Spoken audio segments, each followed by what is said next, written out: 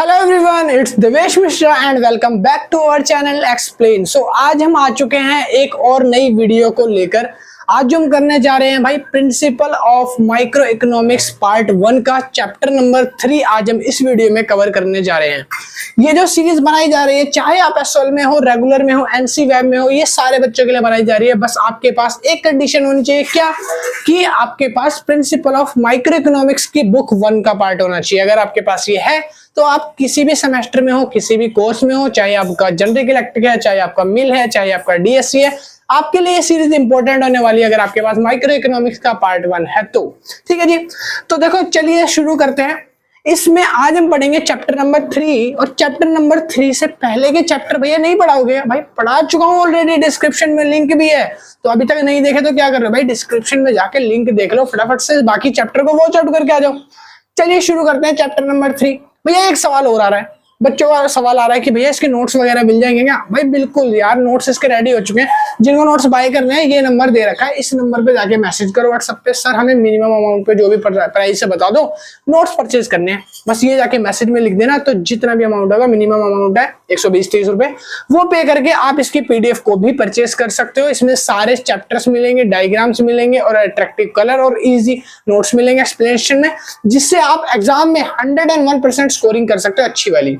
ठीक है जी, बुक की नीड नहीं पड़ेगी, अगर आप नोट्स परचेज कर लेते हो तो ही काम चल जाएगा। ठीक है जी, तो चलिए शुरू करते हैं अब अपना चैप्टर नंबर 3। अब जो भी बच्चा देख रहा है इस टाइम पे टाइम फ्रेम डाल देना, यहां से चैप्टर नंबर 3 को शुरू कर दिया है कमेंट में। ठीक है, चलिए जी, चैप्टर का नाम है इलास्टिसिटी ऑफ डिमांड। क्या बोला मैंने? Elasticity of demand. ठीक है, तो पहले हम मतलब समझते हैं सर इलास्टिक क्या होता है। आपने इलास्टिक देखा होगा आपकी जींस में, पैंट्स में, ट्राउजर में, ठीक है, बहुत सारी बार इलास्टिक होती है। इलास्टिक का क्या काम होता है कि वो साइज के अकॉर्डिंग खींचती है। अगर आप उसमें कोई मोटा आदमी फंसा दोगे तो वो खींच के थोड़ी चौड़ी हो जाएगी इलास्टिक, है ना। कोई पतला आ जाएगा तो पतले के हिसाब से सिकुड़ जाएगी। तो इलास्टिक का काम क्या होता है? खींचना। ठीक है जी, बहुत बढ़िया। अब आप बोलो भैया ये क्या सिखा रहे हो, इलास्टिक ये क्या है? चैप्टर में तो है ही नहीं है, कुछ भी बोल रहे हो। भाई सुनो, इलास्टिसिटी का भी यही काम है सेम। जब इलास्टिक कोई चीज होगी ना, जैसे कि हमारी क्वांटिटी डिमांड, जब क्वांटिटी डिमांड बढ़ेगी या घटेगी, जब वो खिंचेगी, तो उसको हम बोलेंगे यहाँ पे परफेक्ट इलास्टिक, मतलब लोचदार। ठीक है जी, और जब वो बिल्कुल भी घटेगी नहीं, बढ़ेगी नहीं, जैसे कि आपकी वो वाली जीन्स पैंट्स जिसमें आप बेल्ट लगाते हो, क्या वो कभी खिंच के ऐसे चौड़ी होती है? नहीं होती ना, फिक्स रहती है। तो जब आपकी क्वांटिटी ऐसे फिक्स रहेगी ना बिल्कुल, तब यहाँ पे आप कह सकते हो कि आपकी इलास्टिसिटी ऑफ डिमांड 1 से कम है। जब 1 से ज्यादा होगी तो वो खींचेगी इलास्टिसिटी, और जब 1 से कम होगी तब वो नहीं खींचेगी। अच्छा, ये तो समझ आ गया इलास्टिसिटी होता क्या है। अब पूरा समझते हैं इलास्टिसिटी ऑफ डिमांड क्या कहता है। ठीक है जी, तो देखो यहाँ पे मैंने लिखा है, it shows percentage change in quantity demand due to percentage change in price। मतलब कि परसेंटेज चेंज इन प्राइस में जो, मतलब कि जो भी परसेंटेज चेंज प्राइस में हुआ है उसकी वजह से, उसके कारण से, प्राइस में परसेंटेज चेंज आने की वजह से जो क्वांटिटी डिमांड में परसेंटेज चेंज आया है उसको इलास्टिसिटी ऑफ डिमांड कहते हैं। ठीक है, बहुत बढ़िया। अब देखो इलास्टिसिटी ऑफ डिमांड आपको समझ आ गया, आगे मैं इसके फॉर्मूले वगैरह कराऊंगा, मगर पहले अब पिछले चैप्टर का थोड़ा सा प्रीव्यू कर लेते हैं। पिछले चैप्टर में हमने सिर्फ डिमांड पढ़ा था सर। क्या पढ़ा था भाई? डिमांड। अगर आपने वीडियो नहीं देखी तो डिस्क्रिप्शन में लिंक है, इसके सेकंड चैप्टर है, जाके वॉच आउट कर सकते हो। डिमांड में हमने पढ़ा था कि प्राइस में चेंज जब आता है, या तो प्राइस बढ़ता है या तो प्राइस घटता है, और इसकी वजह से डिमांड में क्या इफेक्ट होता है, और हमारा डिमांड कर्व जो है वो कितना ज्यादा आगे खींच सकता है और कितना ज्यादा ऊपर जाता है, कम ज्यादा, हमने ये सीखा था ना। प्राइस इलास्टिसिटी ऑफ डिमांड में हम ये सीखेंगे कि कितना चेंज आया। मैंने क्या बोला वर्ड? कितना चेंज आया। इसमें हमने देखा था कि डिमांड कर्व कितना ज्यादा आगे खींच सकता है, कितना कम होता है। ठीक है, प्राइस बढ़ने की वजह से कितना ऊपर जाता है, कितना नीचे आता है। अब वो जो कितना वर्ड है ना, वो यहाँ पे एग्जैक्टली परफेक्ट पढ़ेंगे कि प्राइस ऊपर नीचे होने की वजह से, प्राइस हिलने की वजह से जो डिमांड है, क्वांटिटी डिमांड है, percentage change in quantity demand, उसमें कितना इफेक्ट आता है। ठीक है, वो कितनी ज्यादा बढ़ जाती है, कितनी गिर जाती है, वो सारा हम इलास्टिसिटी ऑफ डिमांड में पढ़ेंगे। ठीक है, तभी मैंने डेफिनेशन में भी लिखा है, due to percentage of price, due to percentage in price, price के परसेंटेज चेंज की वजह से, इसके कारण की वजह से जो क्वांटिटी डिमांड में चेंज आया वो होता है ईडी, ठीक है, इलास्टिसिटी ऑफ डिमांड, ठीक है जी। अच्छा आ गया समझ में। अब भैया इसको कैलकुलेट कैसे करते हैं, ये सब क्या बता रखा है आपने भाई, सुनो। प्राइस इलास्टिसिटी ऑफ डिमांड मतलब कि इलास्टिसिटी ऑफ डिमांड को कैलकुलेट करने के लिए दो फॉर्मूले बनाए गए हैं, ठीक है। तो उसमें से पहला फॉर्मूला मैंने बोर्ड पे लिखा है, दूसरा फॉर्मूला मैं अभी आपको सामने सामने बताऊंगा क्या होता है, ठीक है। पहला फॉर्मूला ये वाला होता है, इसको आपको याद करना है, मैं इसको याद करवा दूंगा आपको, थोड़ी देर में आपको सारी चीजों में याद हो जाएगा ये, ठीक है। तो देखो फॉर्मूला क्या आता है, ईडी निकालने का फॉर्मूला है। फॉर्मूले में आगे सबसे पहले माइनस का निशान लगेगा, ठीक है। उसके बाद लिखा मैंने परसेंटेज डेल्टा क्यू, इस ट्राइंगल का मतलब होता है डेल्टा, ठीक है। यहाँ पे मैंने पिछली वीडियो में बताया था, जबकि इस डिमांड वाले चैप्टर में बताया हुआ है, सारी चीजें बताई हुई है। परसेंटेज का मतलब होता है, सॉरी ट्राइंगल का मतलब होता है डेल्टा। डेल्टा मतलब क्या होता है, डेल्टा मतलब होता है चेंज, किसी भी चीज का चेंज। जैसे प्राइस पहले 10 थे, अब प्राइस 15 हो गए, तो 10 से 15 चेंज कितना आया, 10 रुपए का चेंज आया। वो चेंज क्या कहलाता है, वो चेंज कहलाता है डेल्टा, ठीक है। तो डेल्टा क्या कहलाएगा, चेंज मतलब परिवर्तन, किसी भी चीज का परिवर्तन, ठीक है जी, हिंदी वाले बच्चों के लिए, ठीक है, क्योंकि हिंदी वाले भी तो देखेंगे बेचारे, कहां से पढ़ाएंगे ना उन्हें। तो देखो भाई, ED is equals to percentage delta Q upon में परसेंटेज डेल्टा पी, ये ईडी निकालने का फॉर्मूला होता है। परसेंटेज डेल्टा क्यू कैसे निकलता है भैया, देखो ये रहा फॉर्मूला, मैंने यहाँ पे इसका भी लिख दिया भाई, सारे फॉर्मूले लिखे हुए, टेंशन मत लो, बिल्कुल आराम से सिखाऊंगा। Percentage delta Q is equals to कैसे निकलता है, डेल्टा क्यू अपॉन में क्यू। डेल्टा क्या होता है भैया, डेल्टा मतलब चेंज होता है, कितना चेंज आया, ठीक है। तो डेल्टा क्यू अपॉन में क्यू मल्टीप्लाई में 100, ठीक है जी। अब देखो डेल्टा क्यू निकालने का भी फॉर्मूला होता है, डेल्टा क्यू अगर आपको नहीं आता निकालने तो उसके लिए भी फॉर्मूला है, ठीक है, उसके लिए भी फॉर्मूला है। मगर इससे पहले हम करते हैं, पहले परसेंटेज डेल्टा पी कैसे निकलता है। ये था परसेंटेज डेल्टा क्यू, इसमें हमने क्या करा था, डेल्टा क्यू अपॉन में क्यू। अब यहाँ पे हम अगर पी कर देंगे तो इनकी जगह पे पी आ जाएगा। तो देखो percentage delta P is equal to delta P upon में पी। डेल्टा पी कैसे निकलता है और डेल्टा क्यू कैसे निकलता है, जरा ये बताओ। तो पहले वर्ड समझो, डेल्टा, डेल्टा मतलब क्या बोला मैंने, चेंज। जैसे कि अब देखो डेल्टा क्यू कैसे निकलेगा, जैसे मान लो पहले मैंने एक मार्कर खरीदा जिसका प्राइस था 10 रुपए, जब मैंने उसको बेचा तो वो बेचा मैंने 20 रुपए में। तो इन दोनों में से गैप कितना आया, कितना चेंज किया मैंने प्राइस का, 10 का था और 20 का बेच दिया, अब कितने रुपए का चेंज आया, 10 रुपए, और जो कि आपका प्रॉफिट है। तो ये जो चेंज आया है ना माइनस करने पे, ये होता है हमारा डेल्टा, ठीक है, इसी को बोलते हैं चेंज। और ये निकाला कैसे हमने भैया, प्राइस जो पहले पी था ना उसमें से माइनस कर दिया P1 को, जो नया वाला प्राइस था 20 रुपए था, इन दोनों को माइनस कर दिया। और सेम चीज यहाँ पे अप्लाई होगी, यहाँ पे भी आके देख लो डेल्टा क्यू कैसे निकल रहा है, Q1 जो था, जो पुराना प्राइस था, ये जो नया प्राइस था, उसमें से माइनस कर दूंगा पुराने या नए प्राइस को। जैसे कि मान लो फॉर एग्जांपल Q1 हमारा नया प्राइस है 20 रुपए, और इसमें से माइनस करेंगे पुराना प्राइस मतलब Q, वो है 10 रुपए, तो 20 में से 10 क्या कितना आया, 10। तो ये 10 क्या है, डेल्टा Q। तो डेल्टा Q की जगह आपको 10 रुपए लिखना पड़ेगा, ठीक है।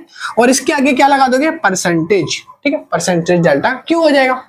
आगे जी, अब डेल्टा P कैसे निकलता है, नया प्राइस मान लो है 25, पुराना प्राइस था आपका 15, तो 25 में से 15 को माइनस कर दो, जो भी आंसर आएगा वो आपका निकल जाएगा। तो आंसर आया कितना, 10। तो ये 10 क्या आ गया आपका भाई, ये 10 आ गया आपका डेल्टा P। बट एक चीज याद रखना, माइनस का निशान याद रखना। देखो जब फॉर्मूला आप कर रहे हो ना, फॉर्मूला जब आप कर रहे हो तो यहाँ पे माइनस का निशान शो करते हैं फॉर्मूले के अंदर, सिर्फ फॉर्मूले के अंदर माइनस का निशान, ठीक। जब आपको पता है आप किसी बड़ी डिजिट में से छोटी डिजिट को घटा रहे हो, जैसे 10 में से 5 को घटाते हो ना, तो उसमें क्या आएगा, एक पॉजिटिव साइन आता है। 10 में से 5 को घटाया तो आंसर आ गया 5। क्या इसमें कोई माइनस का निशान आएगा, आगे नहीं आएगा, क्योंकि हमने बड़े में से छोटा घटाया। बट कभी कभी क्या होगा, आप उल्टा करोगे, जैसे आप 5 में से 10 घटा रहे हो तो उस जगह पे माइनस का 5 आएगा। तो ये जो माइनस है ना, ये लगाना है कि नहीं लगाना भैया, भाई इस माइनस को नहीं लगाना। सर फॉर्मूले में माइनस लगाया ना, तो इस माइनस से ये माइनस कट जाएगा, तो माइनस शो नहीं करना आपको, माइनस की डिजिट नेगेटिव में नहीं शो करनी है, ठीक है, आपको वो कट जाएगा। तो ये था पहला फॉर्मूला, ठीक है। तो फॉर्मूला क्या है, परसेंटेज डेल्टा क्यू अपॉन में परसेंटेज डेल्टा पी। और डेल्टा क्यू कैसे निकलता है, सर डेल्टा क्यू निकलता है Q माइनस Q1 या Q1 माइनस Q, है ना। और यहाँ पे मैंने लिख दिया परसेंटेज डेल्टा Q कैसे निकलता है, तो यहाँ पे देख लो डेल्टा Q अपॉन में Q माइनस में 100, मल्टीप्लाई में 100। सर परसेंटेज डेल्टा P कैसे निकलता है, इसके लिए आप बोलोगे डेल्टा P अपॉन में P मल्टीप्लाई में 100, ठीक है। जो भी यहाँ से आपका डेल्टा Q डेल्टा P आएगा वो यहाँ लिखोगे, फिर जो नॉर्मल प्राइस होगा, जो पहले वाला प्राइस है या पहले वाली क्वांटिटी है, वो इनमें डालोगे, मल्टीप्लाई में 100 और सॉल्व। ठीक है जी, ये था आपका formula ED, elasticity of demand निकालने का। पहला फॉर्मूला समझ आ गया। अब इसको मिटो के चलिए दूसरा फॉर्मूला थोड़ा समझते हैं। दूसरा वाला फॉर्मूला क्या कहता है सब, कोई ज्यादा मुश्किल नहीं है। दूसरा फॉर्मूला भी इन्हीं से मिला के ही बनेगा, कोई ज्यादा मुश्किल वाला नहीं है, आसान है बिल्कुल भाई, ध्यान से देखना बस।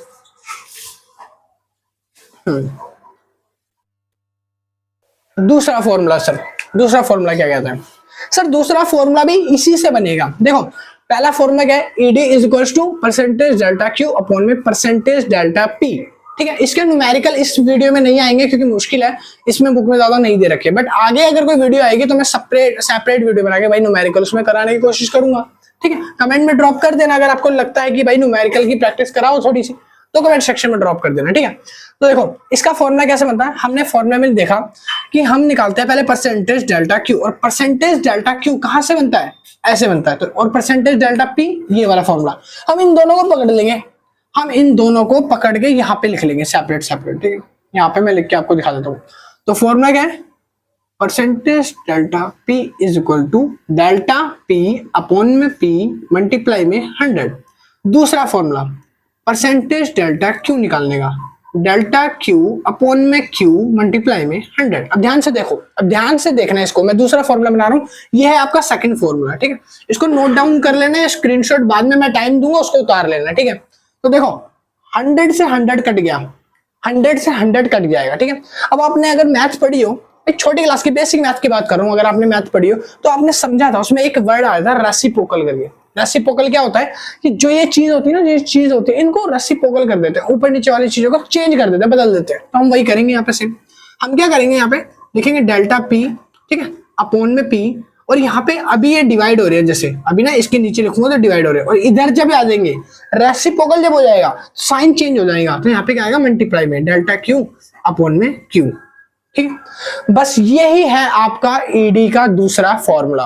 अब देखो इसमें और भी चेंज अभी करना है, एक छोटा सा चेंज, लास्ट वाली डिजिट जो है ना वो अपनी जगह चेंज कर लेगी, जो लास्ट वाली डिजिट है वो जगह चेंज आएगी। सॉरी, यहाँ पे थोड़ी सी गलती हुई, ये क्यू है ना, जब हम उल्टा करेंगे तो ये उल्टा हो जाएगा, ऐसा हो जाएगा, क्यू अपॉन में डेल्टा क्यू। ठीक है, अब है ये ईडी का फॉर्मूला, जो पहले था ना बस मैंने ऊपर नीचे वो थोड़ा सा मिस्टेक हो गई थी, अब ये वाला परफेक्ट है, ये ठीक है जी। ठीक, अब इसमें क्या करेंगे, ये दोनों डिजिट है ना अपनी डिजिट चेंज कर लेती है हमेशा रेसिप्रोकल में, ये दोनों डिजिट चेंज कर लेंगे और आपका आंसर सीधा आ जाएगा। ठीक है, तो आप चेंज करोगे तो क्या हो जाएगा, फिर आप लिखोगे यहाँ पे डेल्टा पी इस टू में, यहाँ पे आ जाएगा पी सॉरी क्यू, और इसके नीचे आ जाएगा डेल्टा क्यू, और इसके नीचे आ जाएगा पी। ठीक है, हो गया पी और डेल्टा क्यू, ये अपनी जगह चेंज कर लेंगे, ये इधर आ गया, ये इधर आ गया। अब यहाँ पे आप देख सकते हो ये हो गया आपका ईडी का नया वाला फॉर्मूला। ठीक है, तो ये हो गया आपका ईडी का नया वाला फॉर्मूला, कोई ज्यादा मुश्किल नहीं है, इसी से मैंने बनाया, यही से मैंने डेल्टा क्यू अपॉन में क्यू और डेल्टा पी अपॉन में पी मल्टीप्लाई में 100 वाला फॉर्मूला उठा के यहाँ पे लिखा, 100 से 100 को काटा, बाकी डिजिट को रख दिया, बाकी डिजिट को बस मैंने इधर ले आके रख दिया, नीचे वाली इधर आ गई, और बाद में इसको नीचे वाली चीजों को चेंज कर दिया, और ये आ गया फॉर्मूला। ठीक है जी, अगर अभी तक आपको ऐसे भी नहीं समझ आया तो भाई एक न्यूमेरिकल की तरह समझते हैं, एक न्यूमेरिकल के तौर पे समझते हैं इसको। ठीक है, मान लो मेरा जो डेल्टा पी है, यहाँ पे डेल्टा पी है और ये वाला पी है, मान लो मेरा कोई नया प्राइस और चेंज वाला प्राइस वो ये है 2/3, और इसके नीचे एक और प्राइस है, वो क्वांटिटी है, क्वांटिटी मेरी दे रखी है 4/5। ठीक है, 4/5 ये क्वांटिटी है। अब मैं क्या करूंगा, ये 4/5 को इसकी तरह रख दूंगा, जैसे ऊपर नीचे है ना अभी, तो इसको इसकी तरह रख दूंगा। तो कैसे रखूंगा, ये जो 4 है इसको मैं यहाँ रखूंगा, ये जो 5 है इसको क्यू की जगह रखूंगा, और ये वाला सेम रहेगा, तो यहाँ पे मल्टीप्लाई का निशान आ जाएगा ऐसे, तो यहाँ पे आ जाएगा 5/4, तो ये इधर आ जाएगा। अब नीचे वाले को चेंज कर देना जैसे आपको यहाँ पे कर रखा है, बस यही कर रहा है। ठीक है जी, बहुत बढ़िया, इसके अलावा कुछ नहीं है, इसके अलावा बस एक यही फॉर्मूला है, एक ये फॉर्मूला, 2 फॉर्मूला, इस पे पूरा आपका क्वेश्चन चैप्टर सॉल्व होगा। चलिए जी, अब हम नीचे देखते हैं इलास्टिसिटी ऑफ डिमांड कितने टाइप्स की होती है। ठीक है, देखो आप कोई भी न्यूमेरिकल सॉल्व करोगे ना, कोई भी न्यूमेरिकल सॉल्व करोगे तो आप आंख बंद करके बता सकते हो कि सर इसका आंसर ये आएगा। ईडी के आंसर किसी भी न्यूमेरिकल को सॉल्व करो तो 5 ही तरह के आएंगे, ईडी सिर्फ 5 तरह के आंसर निकालता है, इसके अलावा कोई भी छठा टाइप जो है ईडी का वो नहीं निकलेगा। ठीक है, कोई भी न्यूमेरिकल सॉल्व करो भाई आंसर वही आएंगे 5 तरह के। कौन कौन से भैया 5 तरह के, ये नीचे आपको मैंने लिख दिया। ठीक है, देखो अगर आप न्यूमेरिकल सॉल्व करोगे तो पहला ईडी ना 1 आ सकता है, पहला चांस क्या है, ईडी 1 आएगा। दूसरा ईडी हमेशा 1 से ज्यादा हो सकता है, तो इसको हम बोलते हैं परफेक्टली सॉरी इसको हम बोलते हैं इलास्टिक मतलब लोचदार।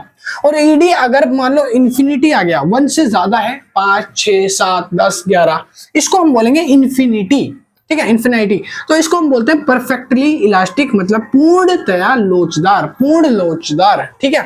और देखो जब हमारा ईडी 1 से कम होगा तब हम उसको बोलेंगे इन इलास्टिक, क्या बोलेंगे, इन इलास्टिक, ठीक है। और जब हमारा ईडी 0 होगा तो परफेक्टली इन इलास्टिक, पूर्ण बेलोचदार, ठीक है। इसको ऐसा पढ़ेंगे। अब ये 5 तरह के आ सकते हैं। अब इसको थोड़ा समझते हैं हम डायग्राम की मदद से, सारे क्वेश्चंस को समझेंगे, ठीक है भाई। 1 मिनट, यहाँ पे प्राइस था तो ये थोड़ा सा मिट गया। हाँ, तो सबसे पहले शुरू करते हैं नंबर 1। देखो अगर ईडी 1 आया तो उसकी कंडीशंस क्या होंगी, ठीक है। मैंने बताया ईडी का कोई भी न्यूमेरिकल आप सॉल्व करोगे इन फॉर्मूलों से तो यही 5 तरह के आंसर आएंगे, इसके अलावा छठा टाइप नहीं होगा। पहला आंसर है जब ईडी 1 होगा तो क्या होगा, हम उसको बोलते हैं सर यूनिटरी इलास्टिक। क्या बोलते हैं, यूनिटरी इलास्टिक। इलास्टिक मतलब क्या होता है, देखो जब किसी चीज में चेंज आएगा, ऐसे याद रखो, जब भी किसी चीज में चेंज आएगा, जैसे कि मान लो मेरे पास एक रबड़ है, मैं रबड़ को खींचूंगा तेज की, तो वो रबड़ क्या होगी, अपनी साइज को चेंज करेगी। तो जब किसी चीज में चेंज आएगा तो हम उसको इलास्टिक बोलेंगे। और रबड़ की जगह मान लो मेरे हाथ में एक पत्थर है, पत्थर को मैं क्या ऐसे खींचूंगा तो उसका साइज बड़ा छोटा घटेगा बढ़ेगा, ऐसा कुछ होगा, नहीं होगा ना। तो जब भी हम किसी को खींचेंगे और उसका साइज नहीं चेंज होगा, क्वांटिटी नहीं इंक्रीज होगी उस चीज की, तब हम उसको बोलेंगे इन इलास्टिक, याद रखना। और जब हम उसको खींचेंगे वो रबड़ की तरह फैल जाएगा, बहुत चौड़ा हो जाएगा, पतला सिकुड़ जाएगा, उसको बोलेंगे इलास्टिक। क्लियर है, लोचदार बोलेंगे इलास्टिक को और इन इलास्टिक को बेलोचदार बोलेंगे, ठीक है जी, बहुत बढ़िया। देखो यूनिटरी इलास्टिक का मतलब होता है यूनिट मतलब होता है 1, जैसे आपने पढ़ा होगा ना, यूनिट 1 यूनिट 2 यूनिट 3, ऐसे यूनिट मतलब होता है 1। कोई भी आंसर आएगा बट इसका आंसर आएगा 1, ठीक है। देखो इसमें क्या होता है, प्राइस में चेंज होगा ना, अगर मान लो प्राइस में चेंज हो रहा है, कुछ भी चेंज हो रहा है, XYZ कुछ भी चेंज हो रहा है, प्राइस पहले 10 थे अब प्राइस 5 हो गए, प्राइस पहले ज्यादा थे अब प्राइस कम हो गए। तो जब प्राइस 10 से 5 हुए, पहले प्राइस कितने थे 10, अब प्राइस कितने हो गए 5, तो क्वांटिटी में चेंज कितना आया, पहले क्वांटिटी थी 10 और अब क्वांटिटी आ गई 5। तो पहले जब प्राइस हमारे ज्यादा थे, पहले जब हमारे प्राइस ज्यादा थे तो क्वांटिटी कितनी खरीद रहे थे लोग, क्वांटिटी कम खरीद रहे थे। अब जब प्राइस में चेंज आ गया तो क्वांटिटी जो है वो भी लोगों ने क्या कर दी, बढ़ा दी। जब प्राइस कम हो गया तो क्वांटिटी को इंक्रीज कर देंगे, लोग ज्यादा खरीदना चालू कर देंगे। और इसकी वजह से हमारा जो इलास्टिसिटी ऑफ डिमांड है वो ऐसा बनेगा सर, जैसे कि 5/5, इसको डिवाइड करोगे तो कितना आ गया 1, ठीक है। इसका आंसर हमेशा ऐसे आएगा, कैसा आएगा, 5/5 इज इक्वल टू, काट दिया और आंसर आ गया 1।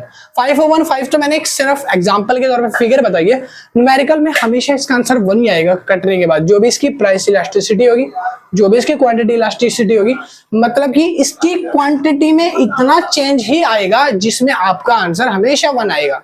इसको हम बोलते हैं यूनिटरी इलास्टिक मतलब इकाई लोचदार, ठीक है। इसका आंसर होता है ईडी इज इक्वल टू 1, ठीक है जी। तो ये था आपका पहला वाला। चलिए दूसरा करते हैं। दूसरा है हमारा ईडी जब हमारा 1 से ज्यादा होगा, यहाँ पे ईडी 1 था, यहाँ पे ईडी 1 से ज्यादा है, तो देखो दोनों के डिमांड कर्व में ना थोड़ा सा फर्क देखने को मिलेगा।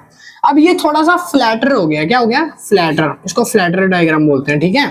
तो देखो यहाँ पे जो प्राइस था, जब मैंने शुरू में प्राइस को हाई रखा था तो क्वांटिटी मेरी कितनी बिक रही थी, इतनी।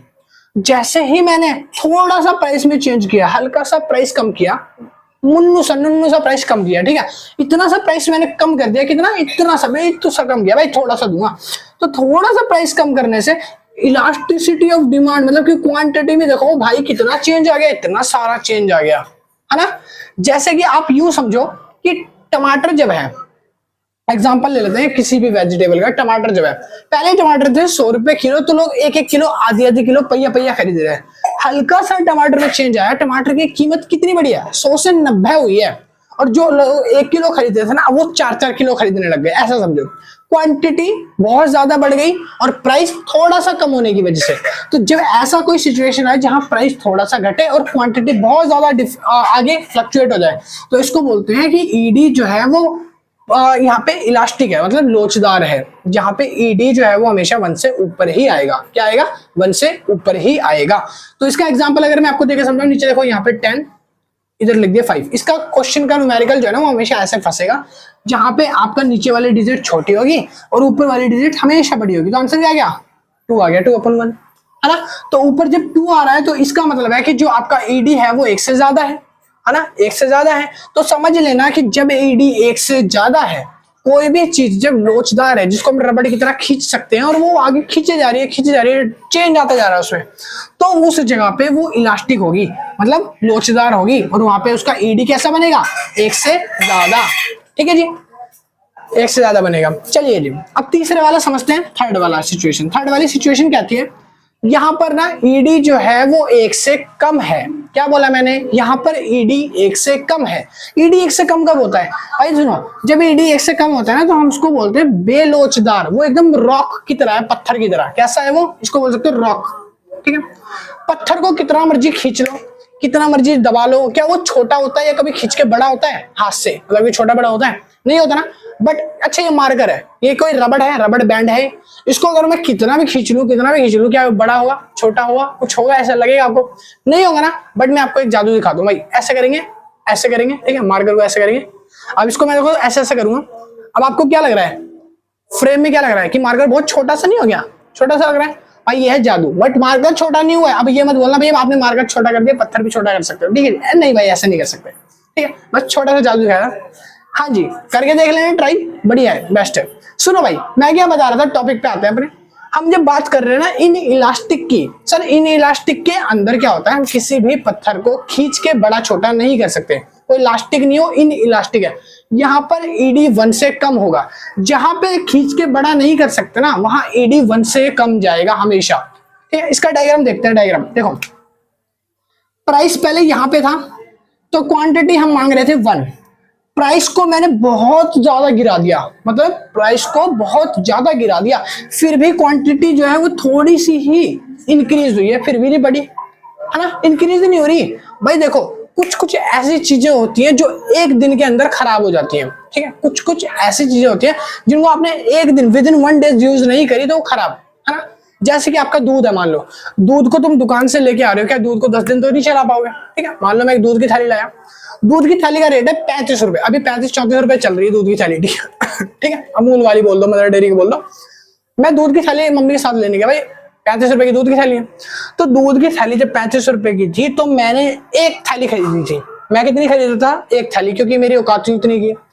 अब जैसे ही मैंने देखा कि भाई प्राइस जो है वो बहुत ज्यादा गिर गए हैं दूध की थैली के, मतलब कि ये मान लो दूध की थैली हो गई 12 रुपए की, 13 रुपए की, 35 से सीधा 12-13। मैंने मम्मी को बोला, मैंने क्या बोला कि मम्मी दूध की थैली 12-13 रुपए की, एक काम करो 100-200 किलो दूध खरीद के रख लेते हैं आज ही अपन लोग, आगे जिंदगी भर पियेंगे। भाई मम्मी ने चप्पल ठा के ऐसे फेंक के मारी, भगा के, छाती में चप गई पीछे, दिखा नहीं सकता। भाई क्यों मारी? आपके भी पड़ेगी ऐसे। क्यों? क्योंकि मम्मी कह रही भाई कॉमन सेंस वाली, मम्मी कह रही कॉमन सेंस तो लगा, 100-200 किलो दूध खरीद लेगा तो दूध एक दिन में तो पिया नहीं जाएगा। और दूध की थैली की एक्सपायरी डेट क्या होती है? मुश्किल से 2 दिन, 3 दिन, 4 दिन, उसके बाद तो एक्सपायर हो जाए। और मान लो अगर उबाल के रख दिया तो एक ही दिन में खराब है। तो भाई इसीलिए कि जब प्राइस घट भी जाए ना तो उस चीजों के डिमांड में ज्यादा इफेक्ट नहीं आता। तो जब आपकी क्वांटिटी डिमांड ज्यादा इफेक्ट नहीं हो रही, ज्यादा नहीं बढ़ रही, ज्यादा नहीं घट रही, कुछ भी इफेक्ट नहीं आ रहा, नुन्नू सा इफेक्ट आ रहा भैया। ठीक है, तो इसको हम बोलेंगे कि इन इलास्टिक है, बेलोचदार है चीजें। ठीक है, जहां पे ईडी 1 से कम होगा। और ईडी 1 से कम कब होगा भाई? ऐसा समझो 1 से कम कब होगा? तो यहाँ पे मैंने लिख दिया 5 और नीचे लिख दिया 10। अब इसको काटेंगे जरा।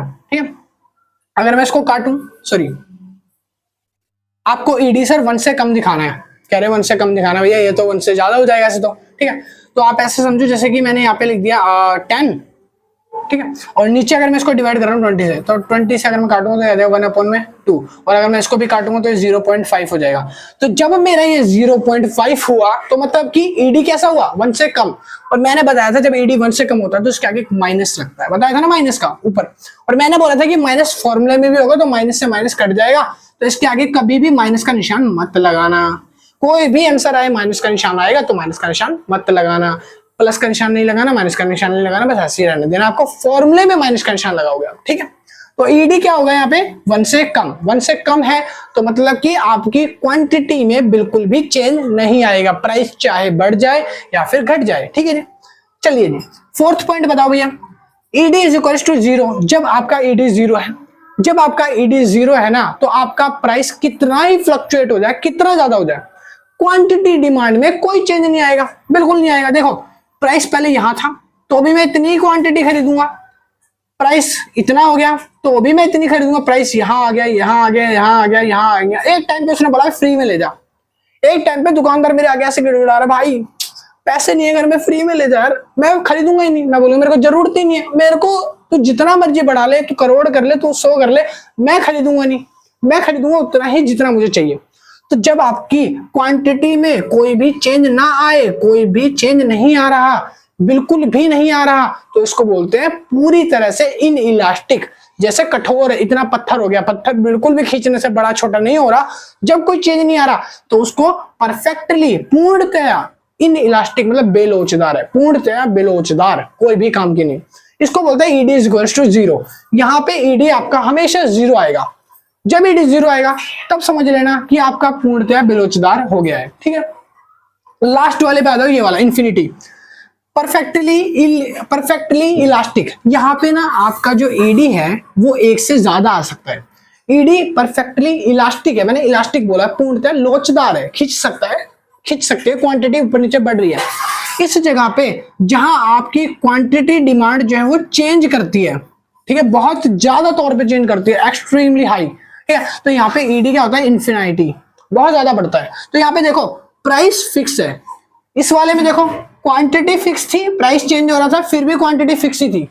यहाँ पे प्राइस फिक्स है, इस बार क्वांटिटी में चेंज आ रहा है, देखो क्वांटिटी बढ़ती जा रही है, बढ़ती जा रही है, बढ़ती जा रही है। प्राइस वही है, 50 रुपए की चीज है, कोई 50 रुपए ही दे रहा है, वो पूरी लाइफ टाइम दे रहा है, गारंटी रख ली 50 से ऊपर करूंगा ही नहीं।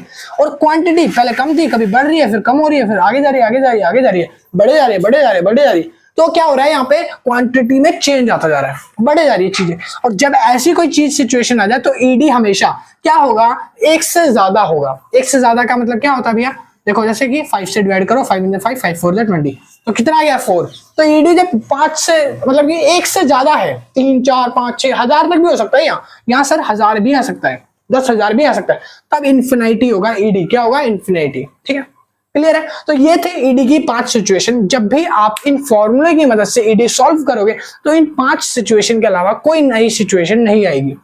पहला पॉइंट क्लियर हो गया मेरा। अगर किसी को नोट्स परचेज करने हैं तो यहाँ से आप कॉन्टैक्ट करके ले सकते हो। इसके आगे मैं लिखवाने वाला हूँ तो इसको स्क्रीनशॉट ले लो या उतार लो। नोट्स में तो आपको सारी चीजें मिल ही जाएंगी, कोई उतारने की जरूरत पड़ेगी ही नहीं। लेना चाहो तो ले सकते हो, बुक से ज्यादा बेटर है वो प्रेफर कर सकते हो। ठीक है, और बाकी इसको स्क्रीनशॉट ले लो, उतार लो आप। चलिए फिर शुरू करते हैं अपना नेक्स्ट टॉपिक जो आ चुका है। भाई नेक्स्ट टॉपिक के लिए सबसे पहले मैं आपको बताने वाला हूँ यहाँ पे factors affecting elasticity of demand. वो कौन कौन से फैक्टर्स है जो इलास्टिसिटी ऑफ डिमांड को अफेक्ट करते हैं। तो यहाँ पे मैंने इलास्टिसिटी ऑफ डिमांड का फॉर्मूला लिख दिया है जिससे आप इसको कैलकुलेट कर सकते हो। और सेकंड थिंग इज मैंने यहाँ पे वो 5 पॉसिबिलिटीज लिख दी हैं जिनसे आपको मेजर करना है। अगर इलास्टिसिटी 1 से बराबर है तो वो इलास्टिक होगा। अगर इलास्टिसिटी मतलब ईडी जो है वो 1 से कम है तो इन इलास्टिक होगा। अगर ईडी आपका 1 से ज्यादा है तो इलास्टिक मतलब लोचदार। अगर ईडी 0 है तो परफेक्टली इन इलास्टिक। और अगर ईडी इन्फिनिटी है तो इसको मतलब परफेक्ट इलास्टिक। ठीक है जी, तो ये 3-4 चीजें हैं जो आपको याद रखनी है। इन्हीं के अकॉर्डिंग हम इसमें सारी चीजों को देखने वाले हैं और करने वाले हैं। तो बस इस पे ध्यान रखते रहना जो मैं बताता रहूंगा। एक चीज और मैं बता देता हूं आपको, सारी चीजें हम जो है क्वांटिटी चेंज की तरफ से मेजर करेंगे। कैसे मेजर करेंगे? क्वांटिटी चेंज की तरफ से। जब भी मेरी क्वांटिटी बढ़ेगी या मेरी क्वांटिटी घटेगी तो मैं इन तीनों में से कोई भी एक रूल देख सकता हूं। ठीक है, जब भी मेरी क्वांटिटी बढ़ेगी या घटेगी तब मैं उस जगह बोलूंगा कि जो ईडी है वो या तो 1 हो सकता है या 1 से ज्यादा हो सकता है या फिर इन्फिनिटी होगा। जब भी मेरी क्वांटिटी गिरेगी मतलब कम हो जाएगी तो उस जगह पे या तो मेरा ईडी 0 होगा या मेरा ईडी 1 से कम होगा। ठीक है, और मैं मोस्ट प्रोबेबली मैं प्रेफर करूंगा कि जब आप लिखोगे जब क्वांटिटी इंक्रीज हो तो आप लिखना ईडी जो है वो 1 से ज्यादा है, इस तरीके का। और जब भी क्वांटिटी किसी चीज की गिर रही है तो आप लिखना ईडी जो है वो 1 से कम है। सिर्फ हम ये 2 चीजों का इस्तेमाल करेंगे, बाकी मैंने आपको समझा दिया सारा, ठीक है। तो हम किसको फोकस करेंगे, सिर्फ क्वांटिटी चेंज को देखना है। किसको देखना है, क्वांटिटी चेंज को, ठीक है। Factors affecting elasticity of demand, शुरू करते हैं पहला फैक्टर, ठीक है, availability of substitute goods. Sir substitute goods का मतलब क्या होता है, सब्स्टिट्यूट गुड्स का मतलब होता है ऐसी चीजें जहां पे आपको कोई एक चीज ना मिलने की वजह से आप दूसरी चीज की डिमांड करते हो, ठीक है।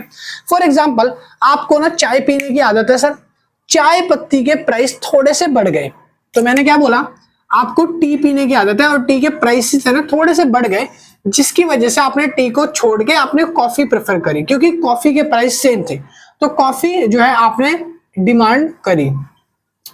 तो यहाँ पे हम सिर्फ किसको देखेंगे, हम प्राइस को नहीं देखेंगे, हम क्वांटिटी चेंजेस को देखेंगे सर, ठीक है। क्वांटिटी चेंज में क्या फर्क आया है, मैं क्या बेच रहा हूं, मैं टी बेच रहा हूं सर, टी की प्राइस बढ़ने की वजह से टी की क्वांटिटी पे क्या इफेक्ट पड़ा है सर, प्राइस बढ़ने की वजह से मेरी क्वांटिटी में गिरावट आ गई, क्वांटिटी घट गई, मतलब कि गिर गई। तो जब मेरी क्वांटिटी गिरेगी, जब क्वांटिटी में चेंज हो गया ना, क्वांटिटी क्या हो गई, बढ़ गई या घट गई, जब क्वांटिटी गिरेगी या जब क्वांटिटी बढ़ेगी इस जगह पे, तो हमारा जो ईडी है वो 1 से ज्यादा होगा, ठीक है। तो इसको बोलेंगे, इसमें ईडी जो है वो 1 से ज्यादा है, ठीक है।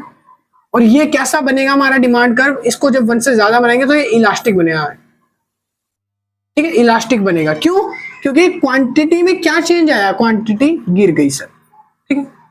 सिचुएशन समझ आ गई। दूसरा केस करते हैं, इसका अपोजिट देखते हैं। जब मेरा चाय पत्ती का प्राइस कम हो रहा है या फिर कोई ऐसी सब्स्टिट्यूट गुड्स है जिसको एक चीज के प्राइस बढ़ने से, जैसे कि फ्रूटी एंड माजा है, ठीक है, जहां पे मेरे को कोई भी इफेक्ट नहीं पड़ रहा, जहां पे कुछ भी ना बढ़ रहा है ना घट रहा है, प्राइस अगर बढ़ भी रहे हैं तो उसकी वजह से मेरी फ्रूटी की डिमांड पे कोई इफेक्ट नहीं आ रहा सर, कुछ भी इफेक्ट नहीं आ रहा। जब ऐसी सिचुएशन हो जाए जहां पे आपकी क्वांटिटी बिल्कुल सेम है, कोई इफेक्ट नहीं आ रहा, ठीक है, सब्स्टिट्यूट गुड्स होने की वजह से भी हो या प्राइस बढ़ने की वजह से भी हो, कोई भी इफेक्ट नहीं आ रहा, तब हम कह सकते हैं कि हमारी इन इलास्टिक डिमांड है, ठीक है। कब कहेंगे इन इलास्टिक है, जब क्वांटिटी चेंज नहीं हो रहा तो हम कहेंगे ईडी जो है हमारा वो 1 से कम है, मतलब इन इलास्टिक है। क्लियर हो, बहुत बढ़िया, बस ये था हमारा पहला पॉइंट। दूसरा, नेसेसरी गुड्स। नेसेसरी गुड्स कौन सी होती है भाई, नेसेसरी गुड्स वो होती हैं जिनको आप अपने डेली यूज के लिए यूज करते हो, जैसे कि दाल, आटा, चीनी, नमक, है ना, ऐसी चीजें। अगर इन चीजों के प्राइस को इंक्रीज कर दूं तो इसकी क्वांटिटी डिमांड में फर्क आएगा नहीं आएगा, नॉर्मल सी बात है। आपकी डेली यूज की चीजें हैं, नमक की थैली अगर 10 रुपए से 12 रुपए हो गई तो यहाँ पे आप क्वांटिटी डिमांड में चेंज कर दोगे क्या, नमक खाना बंद कर दोगे, नमक कंज्यूम करना नहीं करोगे सर। तो नेसेसरी गुड्स में चेंज होगा या नहीं होगा, क्वांटिटी में चेंज होगा या नहीं होगा, इसमें क्वांटिटी में कोई चेंज नहीं होगा। और जब क्वांटिटी में कोई चेंज नहीं होगा तो हमारा ईडी जो है वो कैसा बनेगा सर, वो बनेगा 1 से कम, क्योंकि वो इन इलास्टिक होगा जिसमें कोई भी चेंज नहीं आएगा, ठीक है। दूसरी तरफ देखो, ये है नेसेसरी गुड्स। कुछ गुड्स ऐसे होते हैं जैसे कि लग्जरी BMW। मैं सोच रहा था मैं एक BMW निकलाऊं, एक बढ़िया सी कार खरीदूं, लग्जरी घूमने जाऊं कहीं ट्रिप पे, मनाली वगैरह, शिमला वगैरह।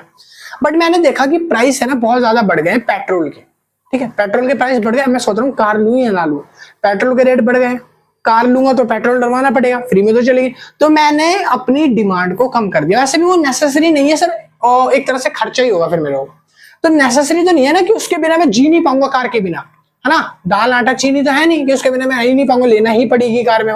तो मैंने क्या करा, जैसे ही प्राइस किसी भी एक्स वस्तु के भी बढ़े तो मैंने प्राइस चेंज होने की वजह से, कम या ज्यादा होने की वजह से, इलास्टिसिटी ऑफ डिमांड को कम कर दिया। तो ये हमारा 1 से ज्यादा होगा और इसको हम बोलेंगे इलास्टिक। क्वांटिटी चेंज कितना हुआ, हमने क्वांटिटी कितनी खरीदी, क्वांटिटी में चेंज आ गया ना, प्राइस बढ़ने की वजह से, घटने की वजह से क्वांटिटी में हमारा बदलाव आ गया। हम खरीदने वाले थे मगर अब नहीं खरीद रहे, तो क्वांटिटी गिर गई, ठीक है, सिंपल है।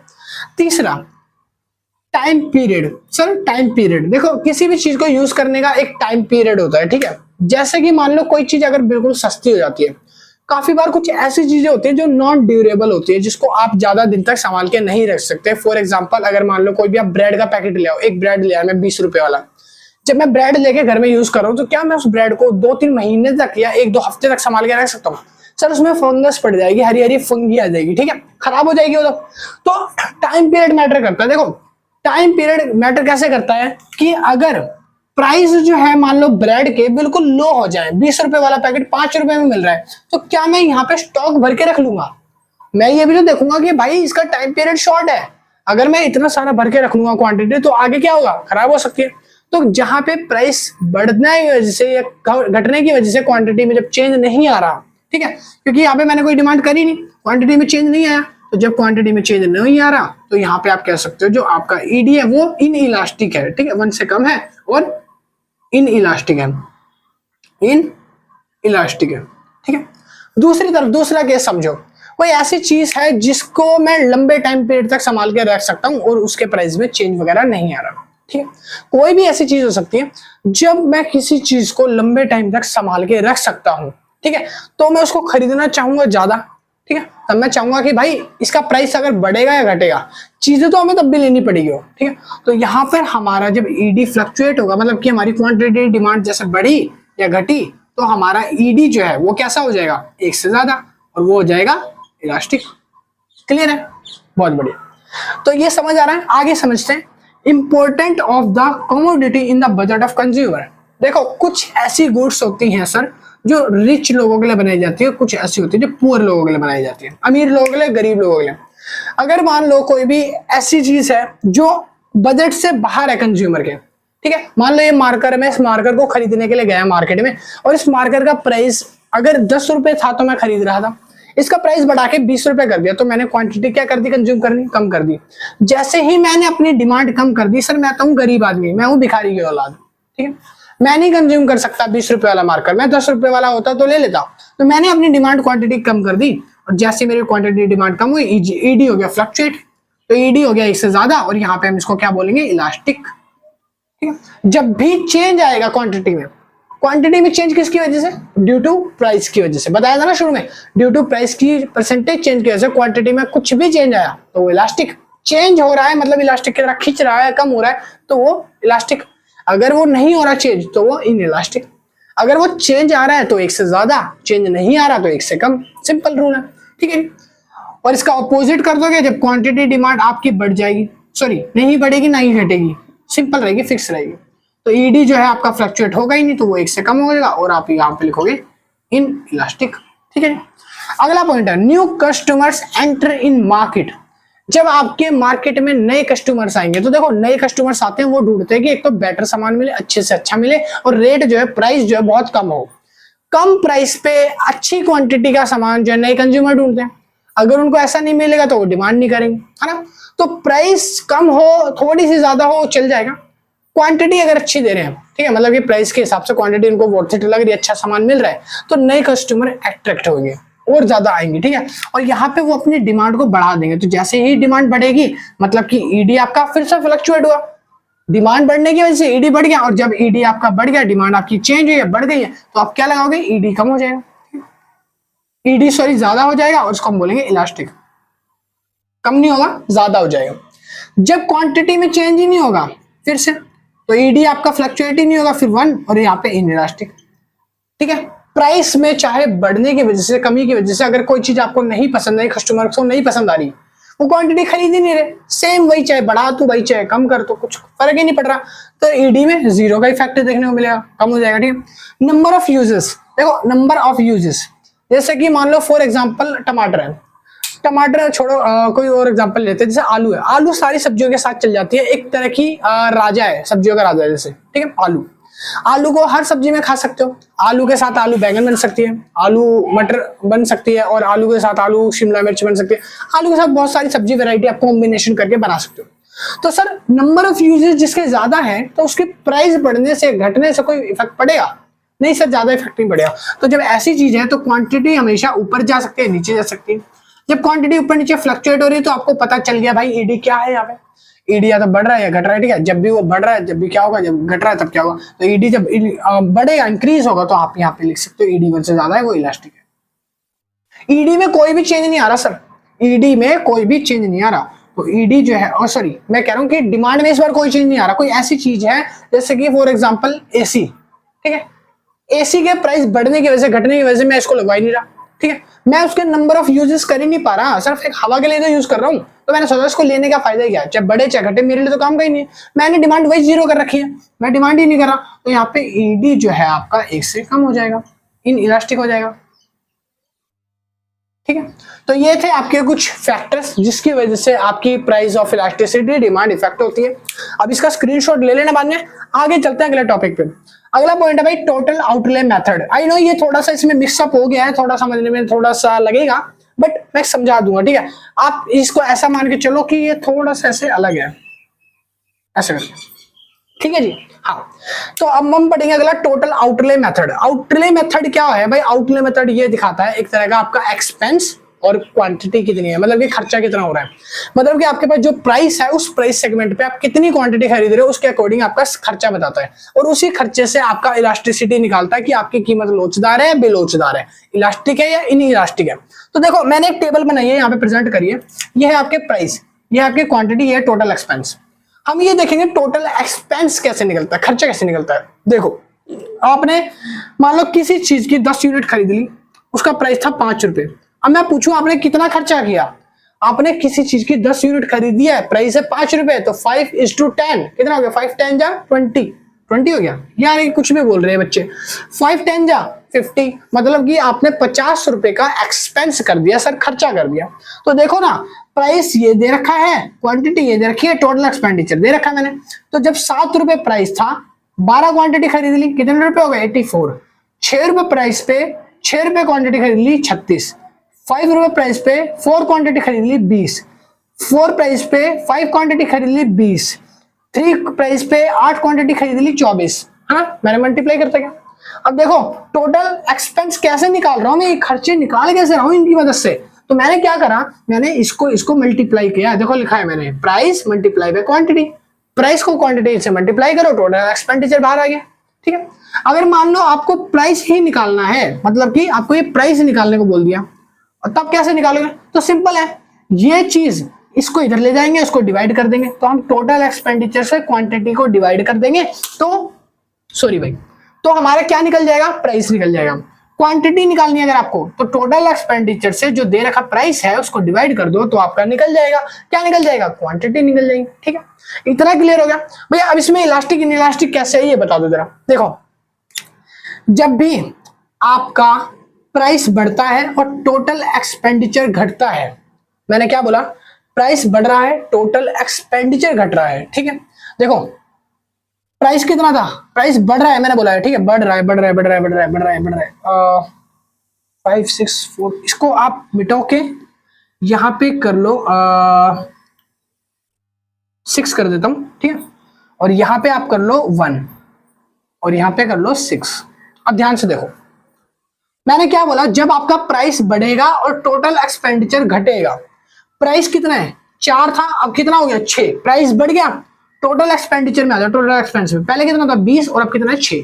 तो 20 से 6 कम हो गया ना, टोटल एक्सपेंस कम हो रहा है सर, टोटल एक्सपेंस कम हो रहा है और प्राइस बढ़ रहा है, प्राइस 4 से 6 हो रहा है, प्राइस बढ़ रहा है, टोटल एक्सपेंडिचर कम हो रहा है। तो इस जगह पे आप ये कहोगे कि इलास्टिसिटी ऑफ डिमांड 1 से कम है, इलास्टिसिटी ऑफ डिमांड 1 से कम है। आगे सुनो, प्राइस जब आपका घट रहा है, इस बार प्राइस घट रहा है, तो प्राइस क्या है? 6 से 5 हो गया, प्राइस घट गया, टोटल एक्सपेंडिचर मगर फिर बढ़ गया। देखो यहाँ पे टोटल एक्सपेंडिचर बढ़ जाएगा, तो अगर मैं इसकी जगह मान लो 36 होता है, 20 होता, प्राइस घटने की वजह से टोटल एक्सपेंडिचर में अगर बढ़ाव देखने को मिलता है, ठीक है, यहाँ पे आप ऐसे कर लो 1, ठीक है ना, 6 1 6 हो जाएगा। तो देखो प्राइस घटने की वजह से 6 से 5 हो गया प्राइस, मगर टोटल एक्सपेंडिचर कितना है? टोटल एक्सपेंडिचर 6 से 20 हो गया ना, बढ़ गया ना टोटल एक्सपेंडिचर। जैसे ही एक्सपेंडिचर बढ़ेगा उस जगह पे मेरे को क्या हो जाएगा यहाँ पे कि हमारा प्राइस घट गया, एक्सपेंडिचर बढ़ गया, प्राइस बढ़ गया, एक्सपेंडिचर घट गया। रिलेशन कैसा दिखा रहा है? इनवर्स रिलेशन है, दोनों के अंदर रिलेशन कैसा है? इनवर्स, उल्टा चल रहा है ना, जब एक बढ़ रहा है तो एक घट रहा है, घट रहा है तो एक बढ़ रहा है। इनवर्स रिलेशन होता है तो ईडी हमेशा 1 से कम होता है, सॉरी 1 से ज्यादा होता है। कैसा होता है? 1 से ज्यादा। और जब ईडी 1 से ज्यादा है, जब ईडी 1 से ज्यादा है तो ये 3rd नंबर ऑफ पॉइंट पे आप देख सकते हो इलास्टिक है, लोचदार है। क्लियर है? दूसरा, इलास्टिसिटी ऑफ डिमांड 1 आएगा, तब कब आएगा? देखो 1, इलास्टिसिटी ऑफ डिमांड 1 होगा, मतलब इलास्टिक होगा वो। ठीक है, 1 कब होगा? जब आपका प्राइस बढ़ने की वजह से टोटल एक्सपेंडिचर में कोई चेंज नहीं हो रहा, प्राइस बढ़ने की वजह से। तो देखो प्राइस 6 से 5 है जैसे, है ना।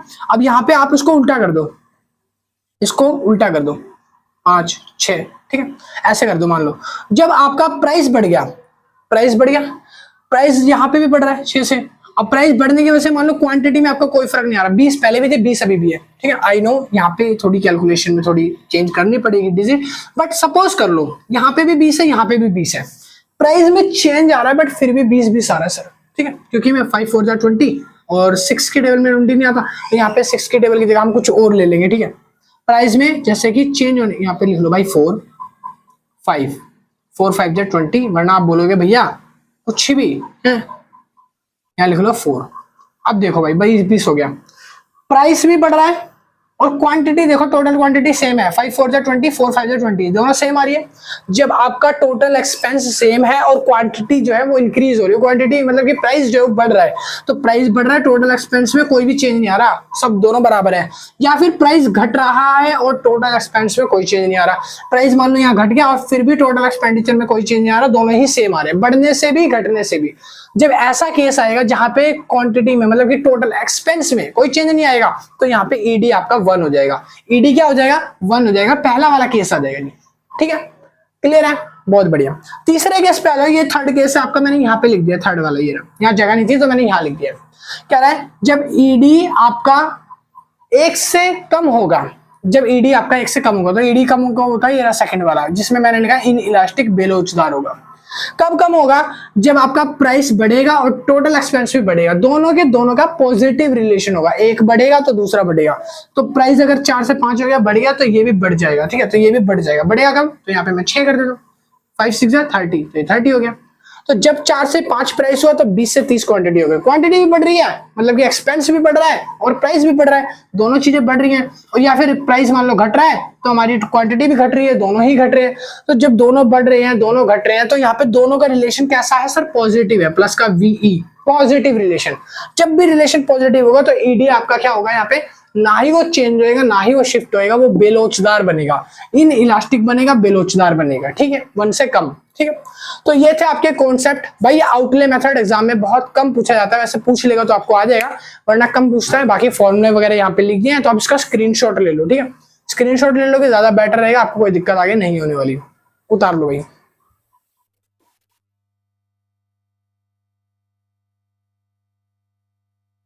तो चलिए फिर शुरू करते हैं अपने आगे के पॉइंट्स। जैसे कि मैंने आपको बताया था स्क्रीनशॉट वगैरह ले लेना भाई, जिसने नहीं लिया वो 10-20 सेकंड पीछे जाके ले लेना। तो अब हमारा नेक्स्ट पॉइंट आ गया है, अगला पॉइंट भाई चैप्टर में ज्यादा कुछ नहीं बचा है, बस थोड़ा बहुत रह गया है, जिसमें मैं आपको कुछ फॉर्मूले बताऊंगा इस चैप्टर के, जो इंपॉर्टेंट फॉर्मूले हैं जिनसे आपको न्यूमेरिकल सॉल्व करने में हेल्प मिलेगी आगे, ठीक है।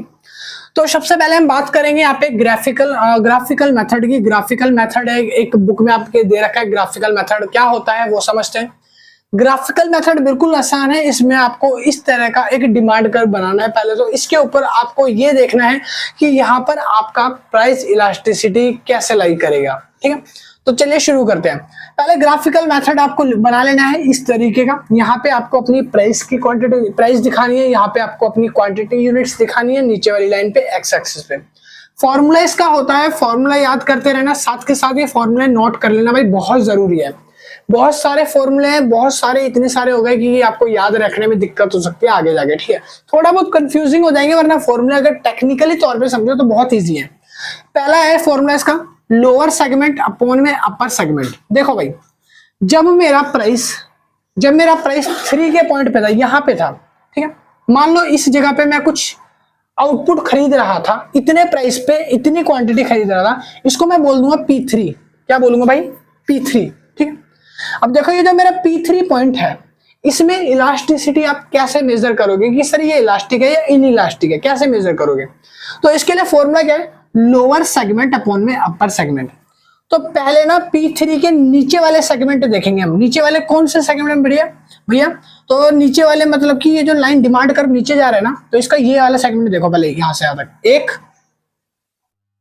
2 3, कितने सेगमेंट है नीचे, 3। पहले क्या लिखा, लोअर सेगमेंट, तो हम इसके बगल में लिख लेंगे लोअर सेगमेंट है हमारे 3, नीचे क्या है अपर सेगमेंट, अपर सेगमेंट इसके ऊपर वाले कितने हैं, 1, सिर्फ यहां से इस पॉइंट तक 1।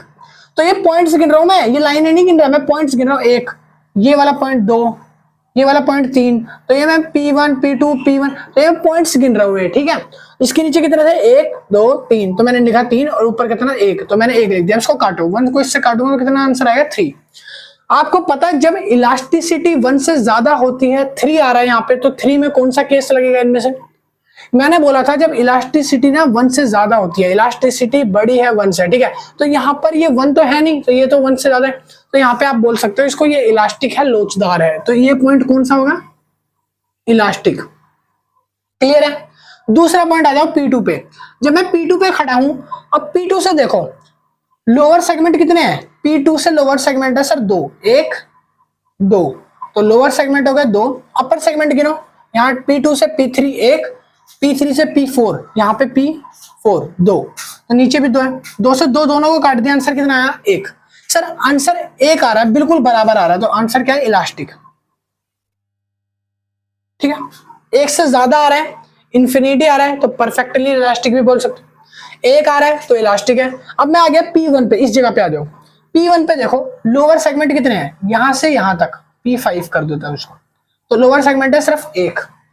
इसके ऊपर कितने पॉइंट्स है, कितने सेगमेंट है, 1 2 3 3। अब इसको मैं काटूंगा, डिवाइड करूंगा, तो मेरा जो आंसर है वो 1 से छोटा आएगा। क्या आएगा, माइनस में आएगा और 1 से छोटा आ जाएगा, है ना।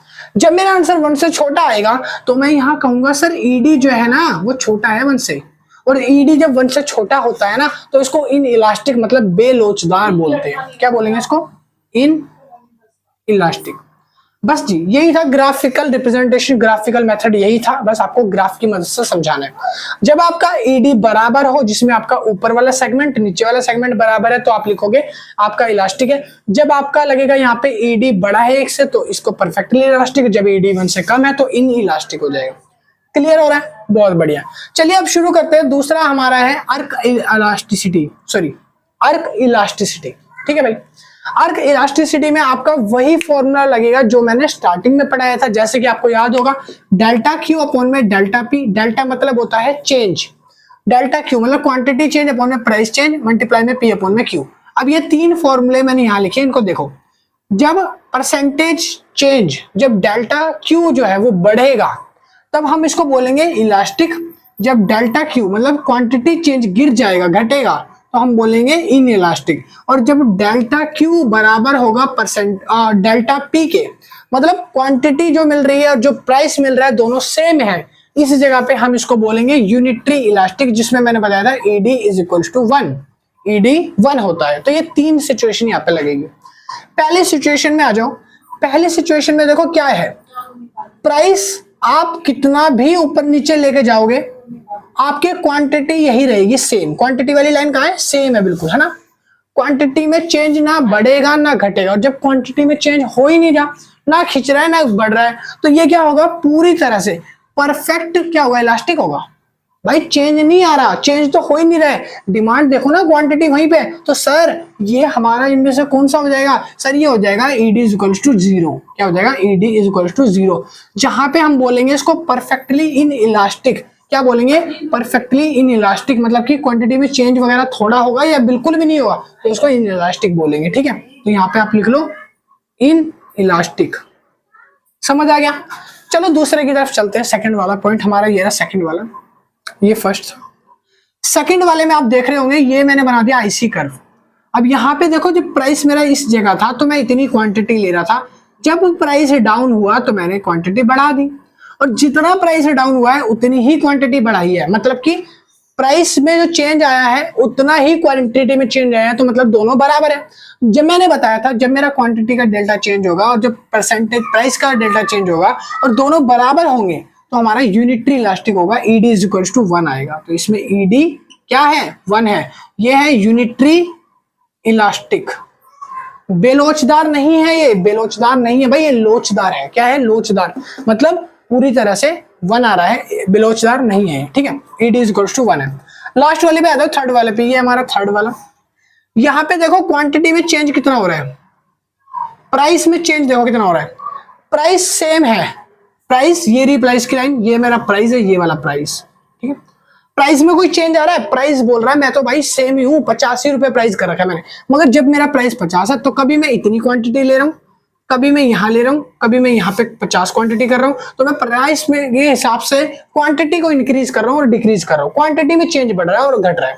तो जब मेरा क्वांटिटी में चेंज बढ़ेगा या घटेगा तो इसको हम बोलते हैं इलास्टिक, इलास्टिक हो रहा है, ठीक है। और ये सबसे लास्ट वाला है, इसके अंदर हम बोलते हैं परफेक्टली इलास्टिक, जहां पे क्वांटिटी में बहुत चेंज हो सकता है प्राइस के आने की वजह से। तो यहाँ पे ये हो जाएगा ED is equal to infinity, और यहाँ पे जो हमारा डिमांड, जो हमारा कर्व है, इसको हम बोलेंगे कि परफेक्टली इलास्टिक, मतलब कि पूर्णतया लोचदार है। कैसा है? लोचदार है, जिसमें चेंजेस हो रहा है क्वांटिटी में, ठीक है। अब देखो आर्क वाली क्वांटिटी निकालने का ना एक फॉर्मूला भी होता है, इसका फॉर्मूला मैंने नीचे लिखा है, यहाँ पे आ जाओ, नीचे आ जाओ। आर्क इलास्टिसिटी को निकालने के लिए एग्जामिनेशन फॉर्मूले देगा, तो इन फॉर्मूले को अगर आपने समझ लिया, बिल्कुल इजी है, खुद से निकाल लोगे। अगर फिर भी लगता भैया मुश्किल है, थोड़ा सा न्यूमेरिकल की प्रैक्टिस करा दो, तो एक सेपरेट वीडियो के ऊपर बना के मैं आपको दे दूंगा, ठीक है। देखो भाई आर्क इलास्टिसिटी कैसे निकालते हैं? ED is equals to delta change, delta Q upon में डेल्टा पी मल्टीप्लाई में P1 अपॉन में Q1। यहां पे आप एक चीज नोट करो, ये मेरा मान लो एक ग्राफ है, ठीक है, ये मैंने ग्राफ बनाया, ये और ये दो पॉइंट है, एक पॉइंट है ए, एक पॉइंट है बी, ठीक है। ये वाली मेरी प्राइस, ये वाली मेरी क्वांटिटी। देखो डेल्टा क्यू अपॉन में डेल्टा पी, मतलब कि change in quantity change in price.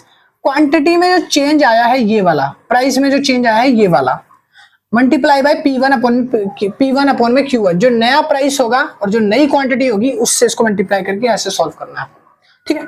आगे सुनो, यहाँ पे मैंने प्लस में एक चीज और लिखी है कि डेल्टा क्यू अपॉन में डेल्टा पी मल्टीप्लाई में पुराना प्राइस P2 प्राइस, पुराना वाला बोल सकते हो, और पुरानी वाली क्वांटिटी Q2 क्वांटिटी। पहले क्वांटिटी कौन सी थी? Q1 Q2 है ना, तो Q1 मान लो ये है, Q2 मान लो ये है। तो पुरानी क्वांटिटी और पुराना वाला प्राइस आप एक बार लिखोगे और यहाँ पे डेल्टा क्यू अपने में डेल्टा पी से कैलकुलेट करोगे। इसी तरह से दोबारा एक बार करोगे, जहां पे आप नया प्राइस और नई क्वांटिटी को लेके सॉल्व करोगे। दोनों को आप सॉल्व करके ये वाला हो गया आपका न्यू और ये हो गया ओल्ड, और दोनों को ऐड कर दोगे, दोनों को प्लस करके आपका ये फॉर्मूला बन जाएगा। शॉर्ट में इसको ऐसा लिखेंगे, ठीक है। और इस फॉर्मूले को सॉल्व करते ही आपका न्यूमेरिकल सॉल्व। तो फॉर्मूला क्या है? डेल्टा क्यू अपॉन में डेल्टा पी ब्रैकेट में P1 upon P2, sorry P1 plus P2 Q1 plus Q2, ठीक है। मतलब कि नया प्राइस और पुराना प्राइस ऐड करेंगे। नया प्राइस मान लो 5 रुपए है और पुराना प्राइस 10 रुपए है। नई क्वांटिटी 5 रुपए पे जो प्राइस पे क्वांटिटी थी ना वो थी 12, और 10 रुपए पे जैसी क्वांटिटी आई वो आ गई 6, क्योंकि प्राइस बढ़ने से क्वांटिटी कम होगी, इफेक्ट होगी, मैंने कम कर दी। तो अब इसको सॉल्व करोगे, 10 और 5 हो जाएगा 15, और नीचे 12 और 6 कितना हो गया? 18। अब इसको डिवाइड करके यहाँ पे Q1 अपॉन Q2 इसके आगे लगा के सॉल्व कर देना, क्वेश्चन खत्म। बस इतना ही है। आर्क इलास्टिसिटी का फॉर्मूला ये होता है, ठीक है। क्लियर हो गया ना? बस फिर ये है आर्क इलास्टिसिटी का, इसको इधर कर दो, ठीक है। चलिए आगे शुरू करते हैं। अगला पॉइंट है मेथड्स ऑफ मेजरमेंट। आपके चैप्टर का 90% चैप्टर में कंप्लीट करा चुका हूं। अब मेजरमेंट के मेथड समझ लो जरा थोड़े से। पहला आता है क्रॉस इलास्टिसिटी और दूसरा आता है सर इनकम इलास्टिसिटी, ठीक है। पहले इनकम इलास्टिसिटी समझते क्या होता है। इनकम इलास्टिसिटी मतलब होता है यहाँ पे ना फॉर्मूला वही लगेगा, परसेंटेज डेल्टा क्यू अपॉन में परसेंटेज डेल्टा पी। बस चेंज कितना है कि जो परसेंटेज डेल्टा पी था ना, पी की जगह आप इनकम लगाओगे। जहां जहां पी आ रहा था, परसेंटेज डेल्टा पी आ रहा था, उसकी जगह आप परसेंटेज डेल्टा क्यू का वाई का इस्तेमाल करोगे। वाई क्यों सर? वाई क्यों? क्योंकि हम इनकम इलास्टिसिटी पढ़ रहे हैं, तो इनकम मतलब होता है वाई। हम इनकम को वाई से डिनोट करते हैं, तो हम हर जगह इनकम की जगह वाई लगाएंगे। जहां जहां पी आ रहा था वहां वहां वाई लगाएंगे, बस इतना है। तो मैंने फॉर्मूला बनाया परसेंटेज डेल्टा क्यू अपॉन में percentage delta Y. I know ये 4 लग रहा है थोड़ा, मेरी राइटिंग है, ये लो भाई वाई, ठीक है। अब यहाँ पे भी वही करोगे, डेल्टा क्यू अपॉन में डेल्टा वाई, पहले आप डेल्टा पी लिखते थे, delta Y is equals to Y upon में क्यू। बस इसको सॉल्व कर दो और ये हो गया आपका न्यूमेरिकल सॉल्व, ठीक है। चलिए जी आगे समझ में बहुत बढ़िया। अब हम पढ़ने वाले हैं cross elasticity. Cross elasticity, cross elasticity क्या होता है? देखो भाई, क्रॉस इलास्टिसिटी मतलब होता है यहाँ पे ना सब्स्टिट्यूट गुड्स की बात करी गई है, जैसे कि माजा और इसकी जगह दूसरा मैं बोलूं स्लाइस, ठीक है। देखो माजा में प्राइस इंक्रीज हुआ, ध्यान से सुनो मेरी बात, मैं क्या बोल रहा हूं, मैं बोल रहा हूं माजा में प्राइस बढ़ा, माजा की जो पेप्सी है, जो माजा आती है, उसका प्राइस बढ़ने की वजह से स्लाइस की डिमांड बढ़ गई, स्लाइस की डिमांड बढ़ गई, मतलब स्लाइस की क्वांटिटी लोगों ने ज्यादा पीनी चालू कर दी। लोग बोलने लगे कि माजा नहीं पियेंगे सर, माजा बहुत ज्यादा रेयर और महंगी आने लग गई, अब हम स्लाइस को कंज्यूम करेंगे, है ना। तो यहाँ पे वही चीज है, हम माजा को बोलेंगे एक्स, गुड्स एक्स, और स्लाइस को बोल लेते हैं गुड्स वाई। अब चलो क्वेश्चन को सॉल्व करते हैं। गुड्स एक्स क्या है? माजा। गुड्स वाई क्या है? स्लाइस। तो इसके हिसाब से देखना ईडी कैसे निकालेंगे, ईडी निकालेंगे परसेंटेज डेल्टा क्यू एक्स। क्या लिखा मैंने? Percentage delta Q x. X क्या था? माजा, मतलब कि माजा की जो क्वांटिटी है उसमें चेंज कितना आया, माजा का प्राइस बढ़ गया तो कम हो गई क्वांटिटी, है ना। और नीचे लिखा है परसेंटेज डेल्टा पी वाई, मतलब कि पी वाई की परसेंटेज डेल्टा पी वाई, मतलब स्लाइस का जो प्राइस था उसकी क्वांटिटी में कितना चेंज आया, वाई मतलब स्लाइस। तो स्लाइस की क्वांटिटी में चेंज नहीं आया, बट इसी वजह से माजा के प्राइस जो है बढ़ने की वजह से उसकी डिमांड जो है वो कम हो गई। तो बस इसी में डाल के सॉल्व करना है। एक्स में आपको ऊपर वाली कॉमोडिटी का लेना है डेटा, और जो वाई है इसमें आपको नीचे वाली नई क्वांटिटी, नई कॉमोडिटी का डेटा लेना है, ठीक है। दोनों में सब्स्टिट्यूट गुड्स होंगे, दो चीजों का डेटा आएगा, दोनों को ध्यान से लेना है, ठीक है, एक्स और वाई। फिर आप सॉल्व करोगे percentage delta Q x upon में परसेंटेज डेल्टा पी वाई, फिर यहाँ पे पी वाई और यहाँ पे क्यू एक्स, और इसको न्यूमेरिकल को सॉल्व करोगे मल्टीप्लाई करके, और उसका आंसर निकल ही आएगा, ठीक है जी। बस इतना ही करना, कुछ फालतू नहीं है। और यहाँ पे आपका चैप्टर 95% अब कंप्लीट हो गया, 5% हो रहा था, 2-3% ही मान लो। इसको फटाफट से उतार लो या स्क्रीनशॉट ले लो, मैं आगे लिखवाता हूँ। और नोट्स परचेज करने के लिए भाई नंबर ये रहा, इतनी मेहनत नहीं करनी पड़ेगी भाई, नोट्स में सब चीजें हैं, आप वहां से लेके परचेज कर सकते हो। अब इसको फटाफट उतारो, मैं आगे लिखवाता हूँ थोड़ा सा।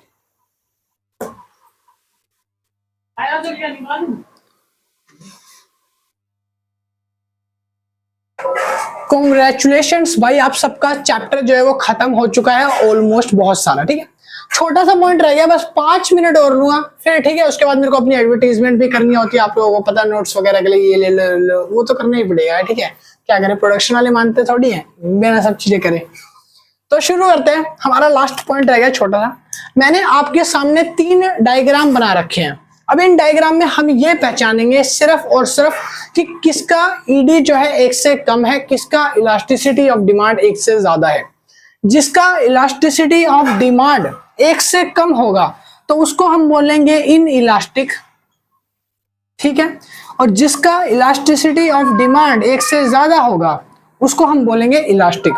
इसको बोलते हैं बेलोचदार, बेलोचदार।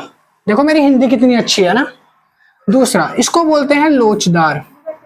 आई नो इसको बुक में लिखा हुआ है, हिंदी वाली बुक में, ठीक है भाई। सुनो, जिसका इलास्टिसिटी ऑफ डिमांड 1 से कम है उसको हम क्या बोलेंगे, इन इलास्टिक। जिसका ज्यादा है उसको क्या बोलेंगे, इलास्टिक, ठीक है जी। अब देखो यहाँ पे मैंने 2 चीजें और लिखी है, एक लिखा है वर्ड स्टीपर, एक लिखा है वर्ड फ्लैटर। अब इन वर्ड पे गौर करेंगे, ठीक है। स्टीपर मतलब वो जो खड़ा रहेगा, ठीक है। और फ्लैटर मतलब वो जिसको देख के जल्दी से फ्लैट हो जाए, मतलब जल्दी से गिर जाए, ठीक है, जो जल्दी से गिर जाएगा। अब डायग्राम नंबर 1 की बात करते हैं, तो पहले फर्स्ट डायग्राम पे आ जाओ। 2 लाइन दिख रही है आपको, एक ये वाली, एक ये वाली। अब मुझे ये बताओ कि सबसे पहले कौन सी डंडी गिरेगी। जैसे कि एक ये है और एक सेकंड वाली ये है, दोनों में से सबसे पहले कौन सी लाइन जो है वो जमीन को टच करेगी, इस नीचे क्वांटिटी वाली लाइन पे गिरेगी। अगर मैं यहां से इसको छोड़ू तो आप ध्यान से देखोगे कि ये जो लाइन है, ये वाली बड़ी वाली, ये पहले गिरेगी, ये छोटी वाली पहले गिरेगी। थोड़ा दिमाग लगाओ भाई, पहले तो सिंपल सी बात है, ये वाली गिरेगी, नीचे वाली जो है ना ये थोड़ी पास में लग रही है, और ये भैया जल्दी गिर जाएगी। जो जल्दी गिर जाएगी तो मतलब वो फ्लैटर हो गई, और जो फ्लैटर हो गई उसका मतलब ईडी उसका कैसा है, 1 से कम है, और वो क्या है, इलास्टिक है। सॉरी, 1 से ज्यादा है और वो इलास्टिक है। तो यहाँ पे आप लिख दोगे ईडी 1 से ज्यादा है, इस वाली लाइन का। ऊपर वाली का फिर उसका उल्टा हो जाएगा, क्योंकि ये खड़ी है तो इसका ईडी कैसा हो जाएगा, तो आप लिखोगे इसका जो ईडी है वो 1 से कम है। मतलब ऊपर वाली डंडी इन इलास्टिक, नीचे वाला ईडी जो है वो इलास्टिक हो जाएगा, ठीक है। दूसरे पे आ जाओ, इस वाले पे। अब इसमें बताओ कौन सी डंडी जमीन को जल्दी टच करेगी, कौन सी लाइन जो है इस क्वांटिटी वाली लाइन को जल्दी छुएगी। अगर मैं यहां से छोड़ दूं तो देखो ये जो लाइन है छोटी वाली, ये अभी खड़ी हुई है, इससे ज्यादा खड़ी है और ये ज्यादा झुकी हुई है दूसरी वाली। अगर मैं इसको छोड़ू तो ये जल्दी से फ्लैट हो जाएगी ना, गिर जाएगी।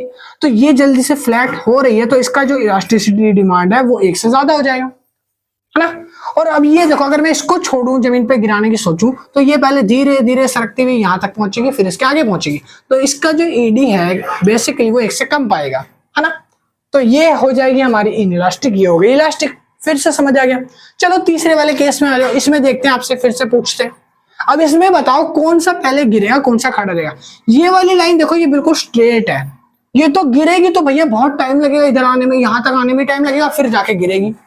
तो ये देर में गिरेगी, जो देर में गिरेगी मतलब जो खड़ी हुई है तो वो स्टीपर है। स्टीपर मतलब क्या होता है, इन इलास्टिक, जिसका ईडी वो 1 से कम होगा। अब दूसरी वाली बाकी रह गई ईडी, जिसका ईडी 1 से ज्यादा होगा, ठीक है। ये वाली लाइन, ये वाली लाइन, ये वाली लाइन का, ठीक है, क्लियर है। तो भाई हल्लो हो गए आपके सारे न्यूमेरिकल्स, फॉर्मूले, और इस चैप्टर में जितना था सारा कंप्लीट हो गया।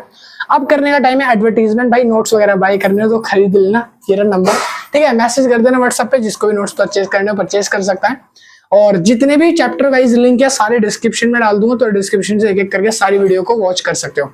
वीडियो अच्छी लग रही है, बनाने में मेहनत बहुत ज्यादा लग रही है भाई, आपके लिए 2-2 सीरीज एक दिन में निकाल रहे हैं भाई, बहुत ज्यादा मेहनत लगती है, एफर्ट लगता है, ठीक है।